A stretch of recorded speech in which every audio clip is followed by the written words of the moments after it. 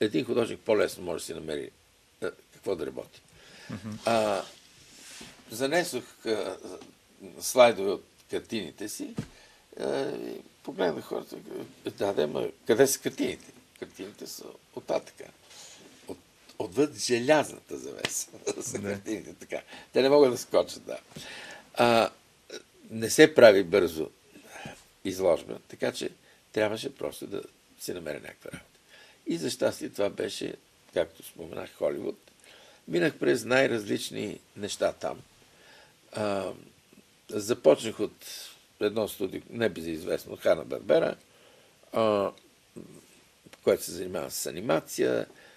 Аз самия от анимация нищо не разбирам. Правих едни голями илюстрации, презентейшн се казва, презентации, с които студиите продават идеите си. В смисъл могат благодарение на това да получат пари от инвеститори и така да произведат филма по-нататък. След няколко години минах към един друг жанр, който се нарича Theme Entertainment. Работих за Disney, за всички почти големи студии съм работил. Имах едно такова иерархично изкачване нагоре. Предизвикам най-вече от желанието ми да имам колкото може повече контрол върху това, което работя. И затова се оказа, че може би най-лесно съществено това, ако си в по-така висока позиция, да по-малко да ти се бъркат в работата. И така съм, мисля, че споменах, арт директор бил, продъкшн дизайнер и така нататък. Такива позиции, които осигуряват възможността ми да контролирам какво става и респективно при положение вече, че нещата от проект минат към фаза изпълнение, вече естествено трябва да контролирам работата и да менеджвам работата на голяма група хора. Така, но през цялото това време аз съм всъщност човека, който си има в себе си желанието, мечтата си и не прекъсва работата си с живописта. Да. И всъщност това е изложбата, която показвам сега тук след толкова години на българския зрител, като продължение на това, което съм имал на времето, показвайки тук през началото на 80-те, края на 70-те, началото. Точно така. 83-та заминах. Какво е тази изложба? Тази изложба е един опус цялостен и аз исках не случайно той да бъде представен в България. По ред причини. Първо исках да го видя цялостно това нещо. Аз да го видя и публиката да го видя. За да се усети мисълта му, а не просто като отделни картинки, които авторът е добър или лош, тук може да преценим, обаче, тъй като има една обобщаваща мисъл в цялата тази изложба, исках да бъде присъстваща тя. Винаги съм имал чувство на някакъв неизпълнен дълг към родината си. Да. Това, че съм заминал, това е всъщност... Не знам как гледат хората на това. Някой се рада. Това е един трагичен акт. За мен поне е така. Нещо те кара да напуснеш нещо, което обичаш. Сега, в желанието си да по някакъв начин, макар и малко, да компенсирам за себе си. Тук не мисля за някаква моя обществена значимост. Не говорим за това. А пък, ако някой случайно забележи една такава изложба, чудесно, радвам се.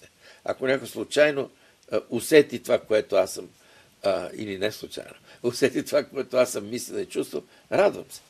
Та мисълта ми, това беше едно такова желание. Моето православно светоусещане, вяра и естетиката ми на съвременен художник, абсолютно съвременен художник, в техното съчетание са нещо, което мисля, че има, действително отваря една страница за нови разговори на тема изкуство. В какъв смисъл? В съвременното изкуство до голяма степен естетиката е станала самостоятелна, автономна. Говориме за лар пур лар, изкуство заради изкуството. Нали? Етиката като че ли може да остане настрани. Имало е години, когато това е било много опресняващо. Когато изкуството е било, може би, прекалено манипулирано от властващите и така нататък. И е трябвало, може би, то да бъде освободено. На практика какво стана? След няколко века от тази практика, какво се получи? Получи това, че започнаха да излизат произведения, които са просто аморални. Или те могат да бъдат даже и отвратителни, просто в морално отношение, но те имат право на съществуване заради техната естетическа стойност. Значи, некъде сме прекалили. Значи, нещо не е верно в нашата формула. И може би действително трябва да помислим и да преосмислим нещата, които в древността са съществували. Примерно за Фиди, доброто и красивото казват, че са едно и също, очевидно, от работите му. Така че говоря за един идеал, който е стар и може би вечен и който който подлежи на преразглеждане. И мисля, че изключително точно за мене това съчетание между красивото и доброто, между етиката и естетиката. Защо? Апропо, аз съм православен свещеник. Станал съм свещеник преди 3 години. Да. Накрая, не на жизненото поприще в средата, а доста към края съм станал свещеник. Свещеник, който не служи за пари, не за заплата, просто свещеник от любов към Христа, от любов към православието. Бих намесил в разговора някакви леки теологични представи, за да изясня някои неща. Сега, доброто и красивото от една страна и етиката и естетиката, те са неща, които, ако ги разгледаме в теологичен аспект, те са аспекти на единствената Божия енергия. Те не са в Бога разделени. Ние ги концептуализираме като две различни неща, като едното е красивото, друго е доброто. Бог казва, аз съм истина, истината е и красотата, истина е и доброто е истина и така. В този смисъл, ако човек е действително вярващ, ако мисли, чувства и лелее в себе си това, което е Христос, това, което е казал, Словото Божие, за него тези неща не могат да бъдат разделени. Той ще живее с една представа за красивото и доброто, за естетиката и етиката, за красивото и истината, която е неразривна. Тя не може да бъде разчленена и не може да води до някаква дихотомия, каквато съществува в съвременното изкуство, или естетиката, или етиката. Сега, в този смисъл, ви казах, тази изложба е едно цяло, защото тя представя тази идея, за която аз сега говоря. Това е единство между доброто и злото, между етиката и естетиката. Представя го в контекста или чрез моите изживявания. Аз не представям православието по принцип цялостно. Това е изключено. Никой не може да претендира за такова нещо.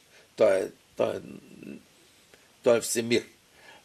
Но мога да си позволя да кажа, че представям известна част от собствените си изживявания на кой? На грешника.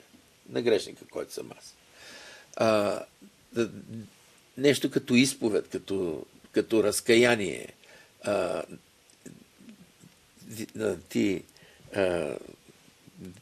Забелязал си, че там има и негативни персонажи в изложбата. Да, ние сега ще ги пуснем след малко. Да, ще видим и такива неща. Истинската картина. Сега беше словото, в началото беше словото, после ще видим делата. Да. Така. Виж какво, може да почнем да разглеждаме някои неща. Да. Може да Аз спреме, искам само да кажем, пак. че на уважаемите зрители, че ти всъщност си написала една такава изповед. За мен тази поезия, която си написала тази книга, това е една изповед. Това, което всъщност е и преклонение, нали, и покаяние, просто всичко има там на едно. Да. И така, че ние ще видим и корицата на твоята поезия. Да. Добре, сега ще помоля. Да, ето вече виждаме корицата. Да. Това са Години ничком, дар Божи. Да, това са три отделни части на книгата. Години, това са нещата от живота, да го кажем. Ничком, това е естествено, това е ясно. Молитвеното състояние. А дар Божи, това е нещо, което по Божия милост Бог реши да даде на този грешник, който седи до тебе и пред публиката сега. На всеки грешник. Бих казал аз. Да.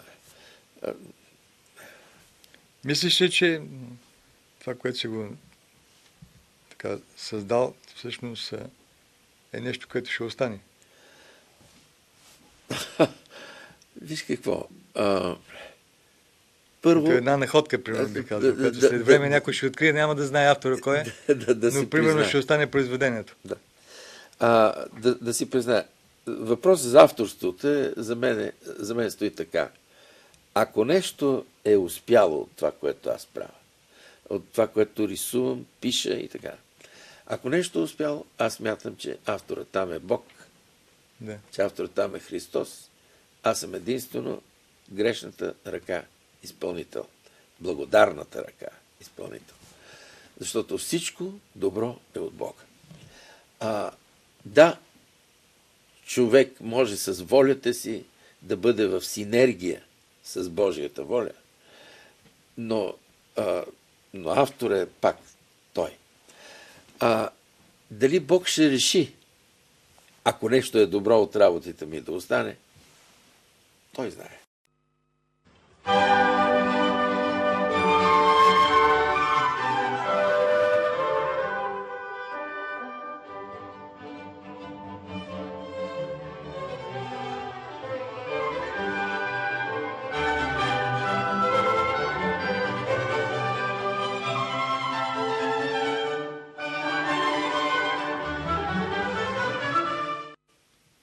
Драги приятели, добър ден! Радвам се, че днес си със Студио изкуство, с мен Динко Ненов. И днес ние ще говорим